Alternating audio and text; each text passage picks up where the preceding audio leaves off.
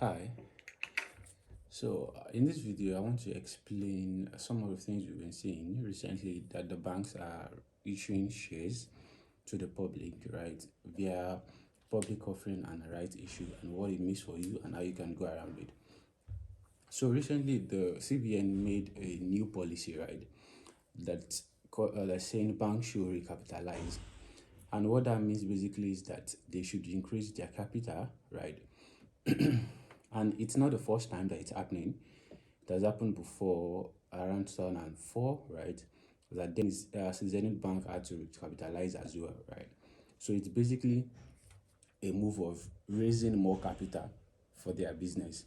So, and the best way they can do that is they can either go for loans or they could raise shares, issue shares to the public to raise fund via the stock market, right? So what is going on currently now is that the banks are creating new shares, right? Just like any company could, right? They are creating new shares and they're offering it to the public, right? And for most banks now, they they are doing it in two ways, right? So they create the share generally. Say they create 1 million shares, right, to meet the capital requirement, right, so that they can raise fund. But out of the 1 million share, it's not the whole 1 million that they give to the public directly, right? That's because they have existing investors that might be interested in this in the new stock shares, right? So what they do is they say, let's say 600 shares, right, is for the public to buy. So if you don't own their shares before, you can buy in the 600 in the pool of the 600. While if you own their shares before, if you're an existing investor, you can now buy from the 400. So as an existing investor, you can buy from the 400 and you can also buy from the 600, right? So, and the difference is that one is public offering. The 600 is a public offering. It offers to the general public. Anybody can buy.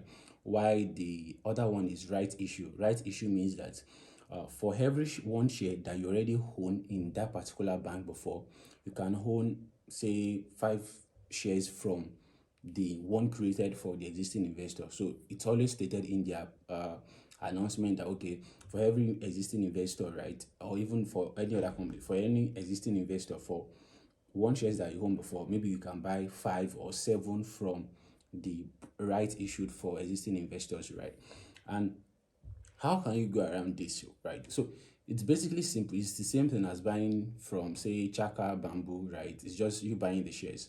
But the technicality around it is that if you're buying for this current banks that are issuing share, if you're buying from brokers like Chaka on the stock market, right, you are doing it at a higher price compared to buying directly from the bank. So let me give you an example.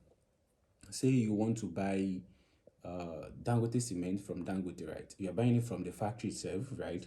Or you are buying it from a retailer. So from the factory itself, you get it at a price that is like close, very low price, right? While buying it from the retailer, there's there's probability that the retailer will have added tax to it. They've added a little bit of commission from their own hand to it. The same thing with this, right? So if you are buying from the stock market, you would the price that the banks has fixed the shares for, right? You're buying at that price, but also you would pay commission to your brokers. You pay some little fees, some maybe some charges and stuff like that. So at the end of the day, the actual price you buy that particular share would be higher than what the bank has pegged.